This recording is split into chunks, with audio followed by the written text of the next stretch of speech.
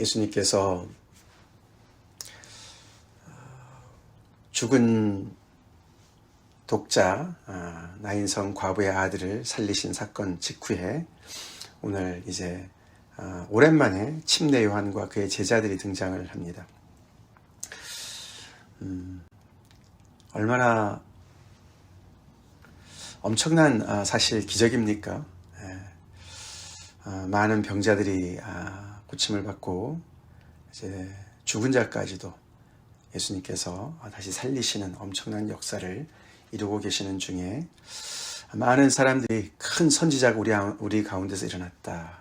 하나님께서 우리를 돌보신다라고 하나님을 두려워하고 하나님께 영광을 돌리고 그런 일들이 막 벌어지고 있는 중에 참 많은 사람들이 또 대부분의 모든 사람들이 예수님을 정말 메시아로 하나님께서 보내신 메시아로 인정할 것 같습니다.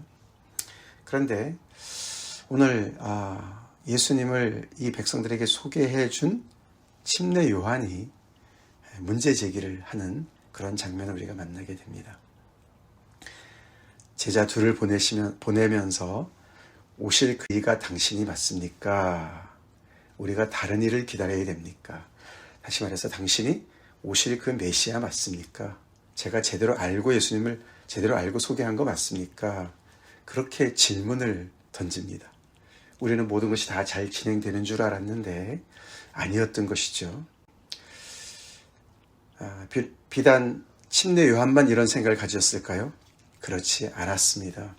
많은 사람들은 예수님의 이런 사역들이 펼쳐지면서 놀라기도 하고 하나님께 영광도 돌리지만 어떤 부류의 사람들은 그 고개를 갸우뚱하면서 우리가 기대한 거랑 다른 것인데 라고 생각을 한 사람들이 있었다는 것이죠. 거기 맨 앞에 침례 요한이 있었어요. 침례 요한은 지금 감옥에 갇혀 있었는데 어떻게 알았습니까? 그 모든 되어지는 일들 중에 제자들도 있었던 것이죠. 제자들이 그 감옥 속에 있는 자기한테 와서 이 얘기를 하는 걸 듣고서 오늘 우리 18절에 요한의 제자들이 이 모든 일을 그에게 알리니 그런 모든 일을 얘기했다. 거기 바로 우리가 나인성 과부의 아들을 살린 바로 그 얘기가 바로 앞에 있었고 그 앞에는 백부장의 그 종을 고치신 그런 사건이 있었고 그 더 앞에는 여러 가지 그런 기적들이 있었는데 그 모든 일 속에 그 다 포함되어 있겠죠. 그러면 할렐루야 뭐 이래야 될 것 같지 않습니까? 와 정말 하나님께서 정말 이 메시아를 통해 하나님의 역사를 하시는구나. 이제 나는 정말 안심이다. 뭐 시므온처럼 그렇죠? 이제 하나님께서 나를 놓아주신다. 뭐 이렇게 얘기를 해야 될 것 같은데 침례 요한은 왜 이런 얘기를 들으면서 당신이 메시아 맞습니까? 라고 의문을 제기하는 걸까요? 사실 이것은 큰 문제가 되지 않겠습니까? 침례 요한이 정말 이 지극히 높으신 이의 선지자로서 정말 그 주님께서 하나님께서 보내실 그 정말 메시아 바로 앞에 가서 그 주의 길을 예비한 그런 사람이었지 않습니까? 그런데 그 침례 요한이 문제 제기를 한다면은 예수님이 과연 옳은 정말 그 기대했던 하나님께서 보내신 그 사람이 맞냐? 그런데 굉장한 그런 퀘스천 마크가 생길 수밖에 없습니다. 어떻게 보면은 예수님의 제자들도 굉장한 도전으로 받았을지 모르겠어요. 거기에 대해서 예수님은 당신의 사역을 통해서 당신께서 행하시는 일을 통해서 너네가 이 보고 들은 것을 가서 얘기해 라고 말씀하시고 또 하나님의 말씀을 인용하시죠. 특별히 오늘 몇 절입니까? 22절에 죄송합니다. 22절에 가서 보고 들은 것을 요한에게 알리되 맹인이 보며 못 걷는 사람이 걸으며 나병 환자가 깨끗함을 받으며 귀먹은 사람이 들으며 죽은 자가 살아나며 가난한 자에게 복음이 전파된다 라고 가서 전해 라고 말씀을 하셨습니다. 다른 얘기 안 하셨어요.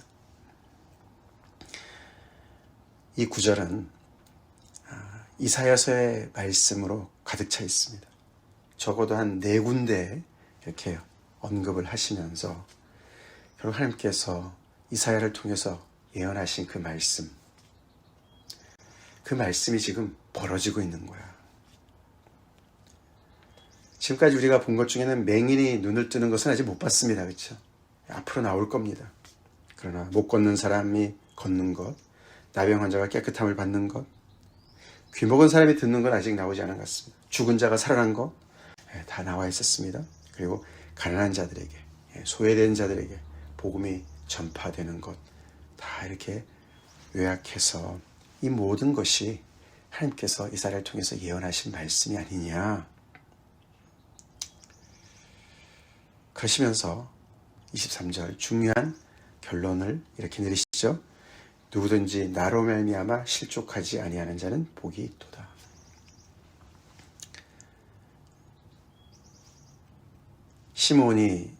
선지자 시므온이 예수님 아기 예수를 보면서 예언한 말씀 기억납니다. 그는 모든 그 이스라엘 사람들을 어떤 사람은 패하게 하고 어떤 사람은 흥하게 한다. 그들의 마음을 들춰내서 마음의 생각을 들춰내서 그렇게 정말 비방의 표적이 될 것이다 라고 말씀을 하셨어요. 그래서 어떤 사람들은 실족해요. 예수님 때문에. 그러나 어떤 사람들은 예수님 때문에 구원을 얻을 것이다. 이렇게 갈리는 역사가 있을 것이다. 그 얘기가 생각나지 않습니까? 그래서 예수님께서 약간의 경고성의 말씀을 같이 얘기하십니다. 나로 말미암아 실족하지 않은 자가 복이 있다. 침례요한을 염두에 두고 말씀하실 수도 있겠고 그의 제자들을 향해서 말씀하시는 것도 있겠고 또 이 얘기를 듣는 많은 사람들 다시 예수님이 아닌가? 많은 기적을 행하시긴 하시는데 큰 선지자는 맞는지 모르지만 맞는 것 같긴 하지만 메시아는 아닌 거 아닌가? 라고 생각을 하는 사람들한테 하시는 말씀이었겠죠. 하나님의 사람인 침례요한이 왜 이렇게 헷갈렸을까요? 지금 감옥에 오래 있어서 많이 심신이 괴로워서 그렇습니까? 시험에 들어있어서 그랬을까요? 현실이 너무 힘들어서 그랬을까요? 오랫동안 준비되었던 하나님의 사람이니까 그 정도 가지고 약해지지 않았을 것 같습니다. 그렇죠? 무엇보다도 그가 전한 메시지, 내 뒤에 오시는 이가 능력이 많으셔서 성령과 불로 침례를 주실 것이다. 나는 물로 침례를 주지만 그래서 정말 하나님의 그런 놀라운 그런 심판의 그런 구원뿐만 아니라 하나님의 심판, 그 심판이 임할 것이다 말하지 않았습니까?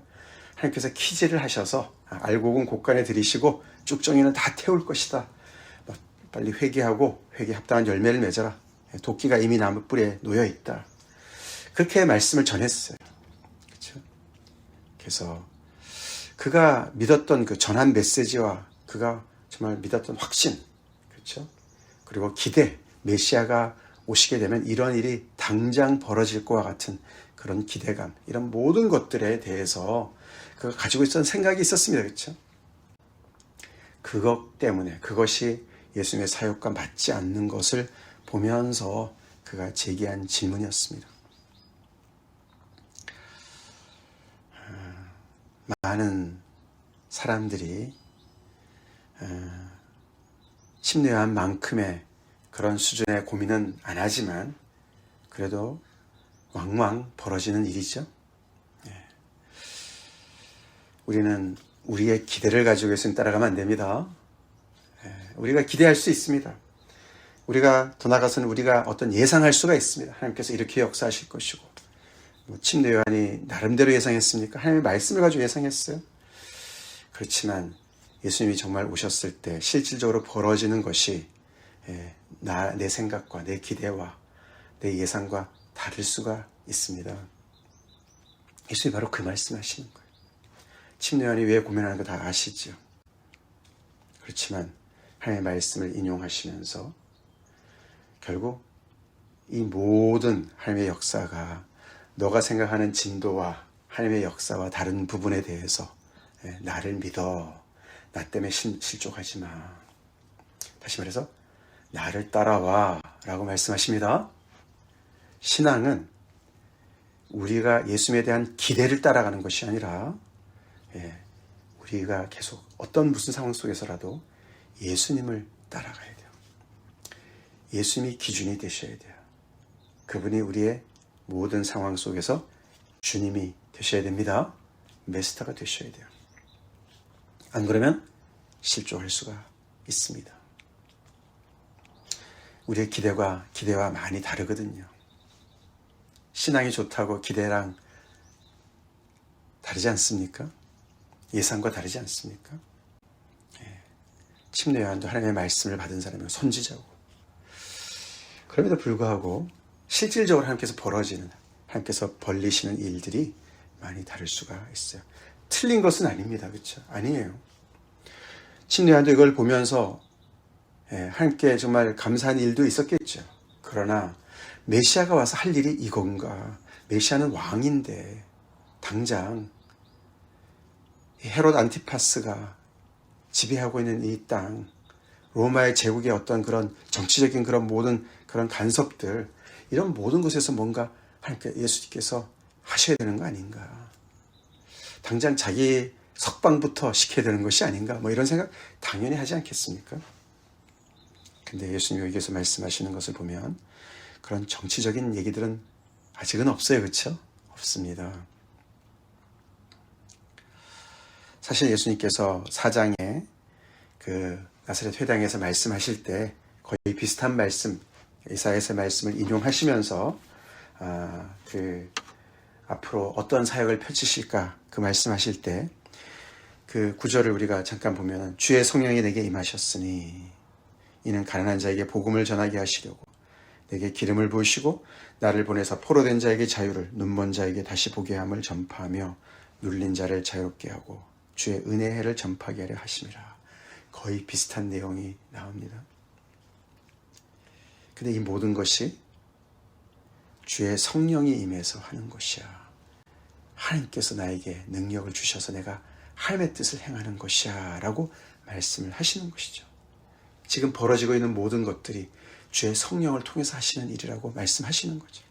근데 거기서 포로된 자에게 자유를, 그 부분이 있어요. 그렇죠? 그러면 지금 침례 요한이 지금 감옥에 갇혔는데, 그것도 하나님의 일을 하다가 갇혔는데 자유가 돼야 되는 거 아닙니까? 그렇죠? 침례 요한이 만약에 이런 모든 걸 알고 있다면 따졌을지도 모르겠어요. 근데 다 일에는 순서가 있는 것 같습니다. 아직은 아닌 거죠. 포로된 자가 자유케 될 줄로 믿습니다. 특별히 물론 포로라는 것이 뭐 어떤 영적인 그런 것도 되겠지만 정말 실질적으로도, 신체적으로도 이렇게 정말 감옥에 갇혀 있는 사람이 풀려날 때가 있겠죠. 그러나 그것이 안 된다고, 그 기대가 아직 안 이루어졌다고 예수님의 사역이 틀렸다라고 얘기해서는 안 되는 것이죠. 나로 말미암아 실족하지 아니하는 좀 복이 있다. 우리 예수님 때문에 시험 들지 맙시다. 당장 내 기도가 들어지지 않았다고, 내 기대와 다르다고 실족해서는 안 된다는 것이죠. 시험 들어서는 안 된다는 것이죠. 제자들이 떠난 다음에 예수님께서 계속해서 요한에 대해서 얘기를 하고 계십니다. 이렇게 당신에게 대해서 의문을 제기한 요한, 그가 맞다고 하면 자신이 틀렸다라고 사람들이 오해할 수도 있는 상황 속에서도 요한을 칭찬하십니다. 너네가 광야를 나가서 정말 많은 사람들이 나갈 때 너도 나간데 뭐 때문에 나갔느냐?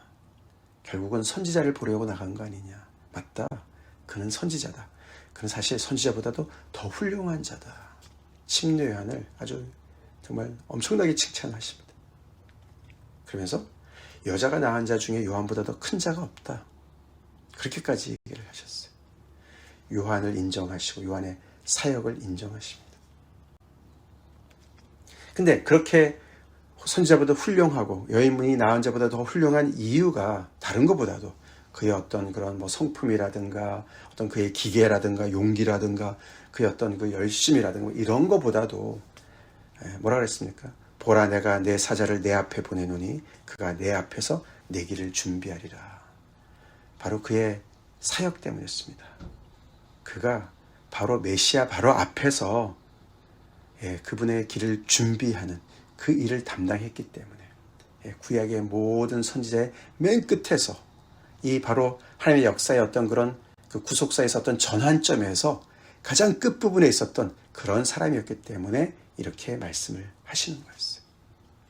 다시 말해서 요한이 이렇게 훌륭한 이유는 바로 메시아 바로 앞에서 그 준비를 한 사람이었기 때문에, 그러면서 요한을 인정하실 뿐만 아니라 또한 당신이 누구신가를 동시에 말씀을 하고 계십니다.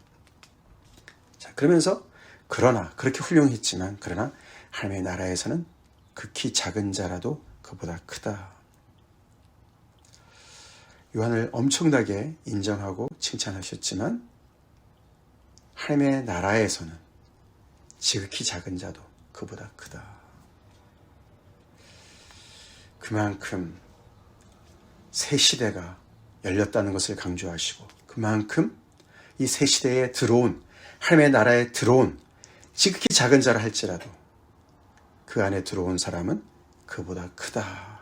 그러시면서 이 하나님의 나라가 도래했음을, 다시 말해서 하나님의 나라를 도래케 하신 당신이 메시아임을 요한이 제대로 잘 봤음을 얘기하는 줄로 믿습니다. 그렇게 어마어마한 일이 벌어졌다는 것을 엄청나게 충격적인 그런 표현으로 말씀을 하십니다. 결국 그래서 이 맹인이 보고 못 걷는 사람이 걷고 나병 환자가 깨끗함을 받고 귀 먹은 사람이 듣고 죽은 자가 살아나고, 즉 이 모든 것에 이 사람들이 가난하다고 볼 수 있죠. 가난한 자에게 복음이 전파되는 이 모든 것들은 시시한 게 아니야. 이거야말로 하나님께서 이사야에서 말씀하신 것이 이루어지는 것이고 하나님께서 통치하시는 하나님의 나라가 이 땅에 임한 구체적인 증거고, 이게 바로 하나님의 나라야. 이게 바로 메시아가 왕으로 다스리는 나라의 모습이야. 이걸 너가 제대로 알아야 돼 라고 말씀을 하신다는 거예요.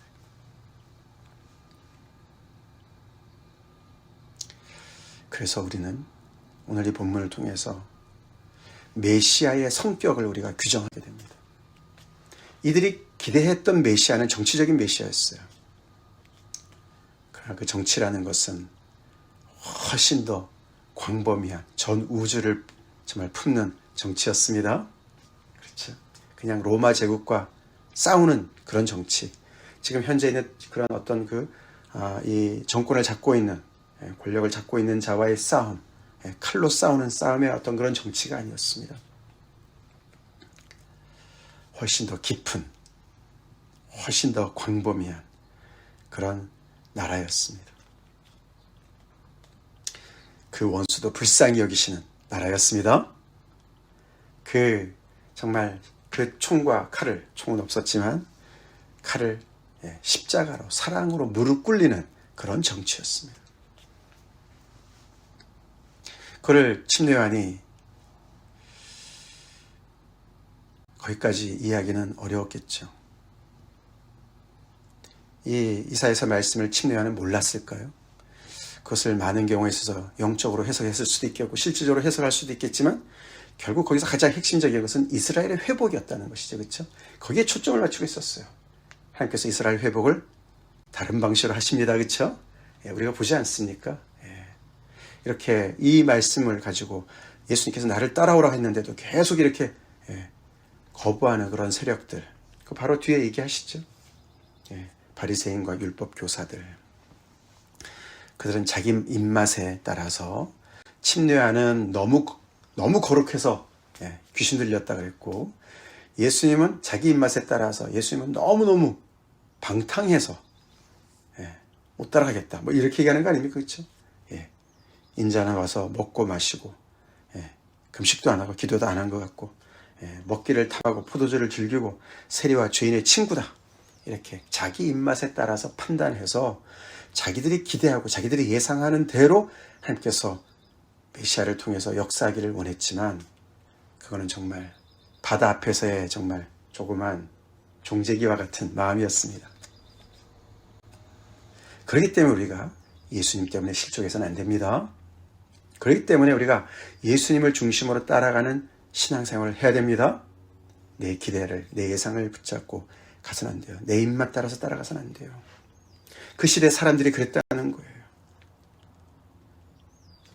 그러나 그런 와중에도 요한의 침례를 받은 사람들이 모든 백성들과 세리들은 받았습니다. 그래서 이 요한을 보낸 하나님을 의롭다고 인정을 했다.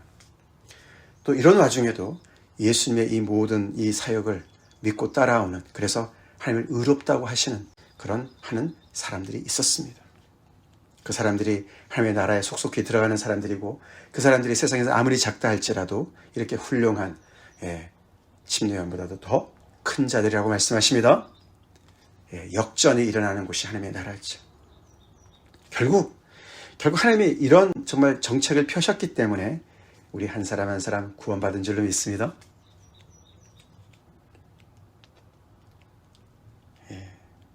나인성 과부를 불쌍히 여기시는 주님입니다. 하나님의 역사가, 하나님의 나라가 온 정말 전방위적으로 일어나고 있는데도 내가 꽂혀있는 몇 가지 가지고 우리가 아니라고 볼 수가 있어요. 침례 요한도 그럴 수가 있어요. 앞으로 침례 요한이 어떻게 이 말을 받고 어떻게 됐는지는 기록은 안 나옵니다만 우리는 과연 어떤가? 지혜는 자기의 모든 자녀로 인하여 옳다함을 얻느니라. 결국 이 모든 것을 깨닫고 예수님을 따라가는 게 지혜입니다.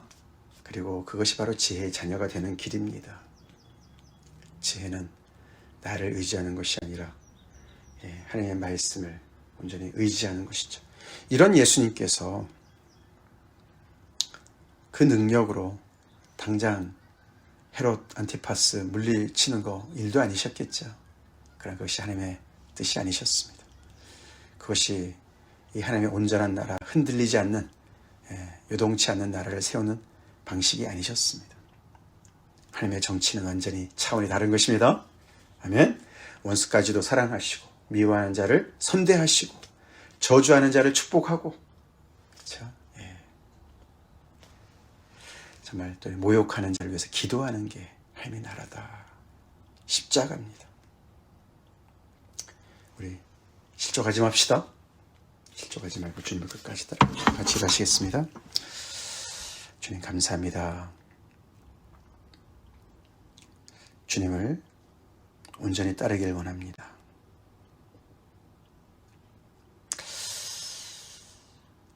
예수님 안에 들어온 자들이 얼마나 큰 은혜를 입고 있는지, 침례 요한이 정말 그렇게 훌륭했어도 약속이 성취된 그 시대, 예수님의 제자의 그 하나님의 나라의 시대에 정말 수혜를 입은 자들이 얼마나 엄청난 복을 누리는지 다시 한번 우리가 그것을 잘 알고 예수님을 따르되 우리가 나름대로 가지고 있는 기대와 예상을 가지고 스스로 실족하고 시험 들고 하지 않게 도와주시옵소서. 늘 어떤 일을 펼치시더라도 주님을 끝까지 신뢰하며 온전히 따라가는 참 제자가 되게 하여 주시옵소서. 예수님 이름으로 간절히 기도 올려옵나이다. 아멘.